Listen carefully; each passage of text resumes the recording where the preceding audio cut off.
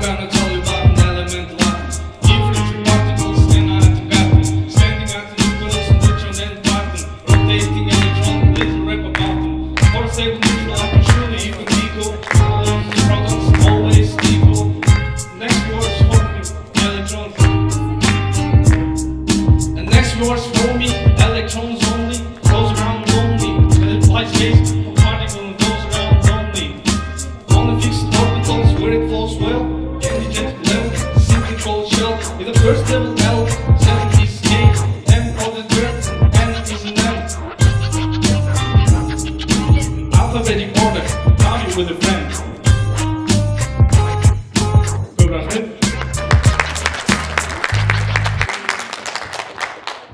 Менің атым Асылбек, жаңа айтқандай. Ешқандай да рэпер емеспін. Химия пәнінің мұғалімін. Шәмші ағамыз айтпақшы, бойында арыстың, өзіңмен таныстым деп, Арыс қаласына келіп отырмын.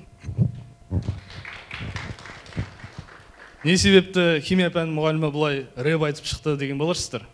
Бұл жай ғана рэп емес, жаңа сөздерді байқаған боларсыздар.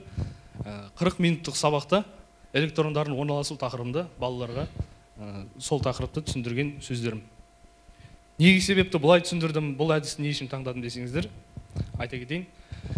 Сабақ беру уақытында негізгі қиындық ол проблема балалардың барлығы сабаққа толыққанды қатыспайды. Көпшілік бөлігі сабаққа қатысып отыруы мүмкін, бірақ арттағы 1-2 бала, 2-3 бала назардан тыс қалып отырады, немесе ой басқа жақта басқа нәрсені ойлап отырады. Ал онлайн кезінде бұл проблема 2 есе асқынып кетті. Сабақ берген мұғалімдер бар шығар арамызда, жаңағы зуммен камераңды аш, микрофоныңды қос, сұраққа кім жауап береді деп кабинетте өзіміз экранмен қабырғаға қарап, өзіміз сөйлесіп отқан сияқты боламыз. Сондай күй кештік барлығымыз. Осы нәрсе қатты тиді маған да. Сол кезде ойландым, не істесек болады деп. Өзімнің әдісім болатын, әр сабақта балалардан жаңағы сауалнама алып тұру деген. Сол сабақта мен балалардан сауалнама алдым, ол кезде мынандай сұрақтар қойдым. Сіз қандай нәрсеге қызығасыз, немен айналысқан ұнайды сізге деп, осындай сұрақтар қойдым. Сол кезде балалардың көпшілік бөлігі сол сабақта хип-хоп, жаңағы рэп, музыка, әртүрлі осы жанрдағы дүниелер жазған екен. Ойлана келе, осы нәрсені неге сабаққа пайдаланбасқа деп пайдаланып көрді, жөн көрдім. Келесі сабақта келген кезде балаларға осы жаңағы электрондар тақырыбын алып, бірінші ойластырып, не түсіндірем, қалай айтам, ойластырып алып, оны ұйқасқа салдым, ұйқастырып, артынан музыка қостым, минусовка қосып, сөйтіп рэп қып шығарып, балаларға сабақ кезінде айтып бердім. Осылайша орындап бергем. Сол кезде балалар бірден әсерін байқадым балалардың көздерінен. Жаңағы сабақ химия түгілі сабаққа мүлдем қатысы жоқ балалардың өздері көздері бақырайып, жаңағы жалтақтап отырған көрінді. Ағай деп сабақтың соңына дейін отырды. Мен айтып тұрған 2-ақ минут болса, балалар сабақ 40 минуттың толығымен соңына дейін назар менде болды. Бірден түсінгенім, яғни бұл әдістің өзінің берер әсері бар. Сосын келесі сабақта да балаларға мен сұрағанда жоқпын. Жаңағы шығарып алып келіңдер, құрастырып алып келіңдер бір нәрсе, осындай нәрсе жасаңдар деп. Онда ештеңе айтқан жоқпын. Ары қарай сабағымызды өтіп жүре бердік. Жаңағының әсері 1-2 сабаққа бірден жетті, 2-3 сабаққа. Келесі сабақтарда балалар өткен тақырыпқа байланысты, ағай мен мынандай нәрсе шығарып алып келдім, наны қараңызшы деп өздері келіп, жаңағы ең қатыспайтын балалардың өздері келіп, маған осындай ұсыныстарын білдіріп жатыр да. Сол кезде байқадым, бұл нәрсе балалардың шығармашылық, жаңағы химия пәнін шығармашылық қабілеттерімен байланыстырып жеткізуінде ашады екен, шығармашылық қабілеттерін ашады екен, былайша айтқанда. Демек, бұл әдістің әсері өте зор. Өзім туралы жаңағы өмірімнен бір мысал айта кетейін. Оқушы кезімде бір жағдай болды. Бақылау жазып жатырмыз, емтихан, биология сабағынан. Биология сабағынан емтихан жазып жатырмыз. Ал мен ол сабаққа дайындалмағам емтиханға. Сұрақтарды білмеймін. Бір сұрақ келіп отыр. Мен оны оқымағам, бірақ жауабын білем. Мен оны білем ғой деп сол сұраққа жауап бердім.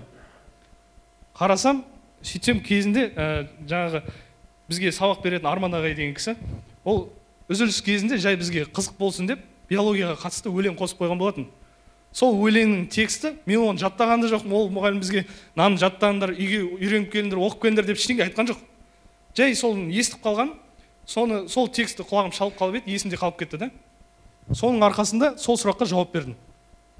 Демек бұл жерден де өзім алдым жаңағы әсері, музыканың әсері балаларға қызықты болғандықтан өте зор.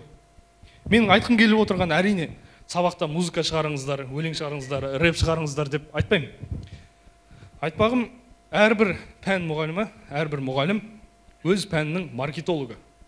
Яғни сабағын барынша қызықты, оқушыны тартатындай қылып өткізсе, сол кезде балалар қиналмай-ақ өздері сабақты оқиды.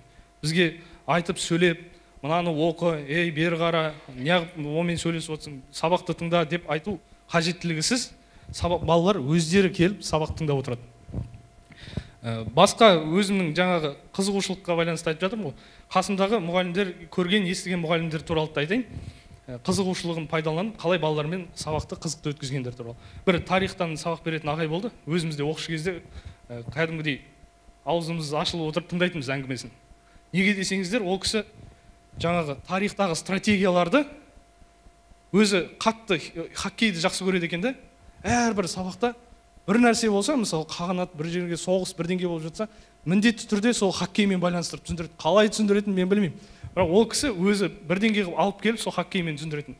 Бірақ біз ешқайсымыз хоккейге қызықпасақ та, ана кісінің әңгімесін аузымыз ашылып отырып тыңдайтынбыз. Одан кейін тағы бір кісіні білем, жаңағы образға кіру үшін сабақта жаңағы Наполеонның образымен киімін киіп келіп, сөйтіп тұрып түсіндіреді екен да. Ол деген өз алдына өз шығармашылығы да, мұғалімнің. Тағы бір математика ағайды білем, алгебра, геометрия мәселелерін жаңағы мемдармен түсіндіреді екен. ВКонтактеда, Инстаграмда қызық-қызық мемдар бар ғой, соларды пайдаланып, солармен түсіндіреді екен да. Балаларға бұл деген қазіргі заман жастарына өте жақын тақырып болғандықтан балалар сабақта іштері пыспай тыңдап отырады, әрі қызықты өтеді уақыттары, әрі білімді де алады. Әртүрлі өзінің қызығушылығына байланысты әр адам шығара берсе, пайдалана берсе болады. Андай нәрсе жоқ. Ондай нәрсеге сенбеймін мен.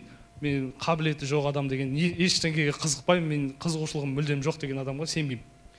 Әр адамда міндетті түрде өзінің қызығушылығы болады. Жоқ дегенде жаңағы балалардың қызығушылығымен байланыстырып сабақ түсіндірсеңіздер, әсері өте үлкен. Сөз соңында мен жаңағы бір сауалнамадан балалардан сауалнама алған болатын, қандай музыка ұнатасыз деп. Сол кезде өзі хит болған ән бар екен. Сол хит әннің, музыканың әуеніне жазылған текст, тоже химияға байланысты сабақ. Соны бір гитарамен орындап берсем, рұқсат етіңіздер.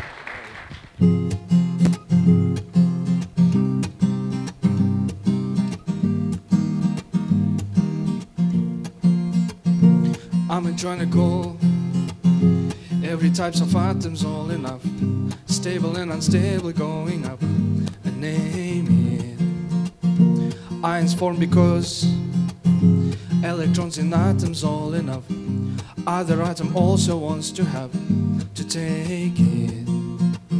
Going around, see electrons from empty to lose again the pretty outermost of valence shell. And I say, ooh, let's talk about an ion. Know that always cation's charge is plus. And I say, ooh, pause it for it an ion. Negatively, which unlike that charge. Көп рахмет.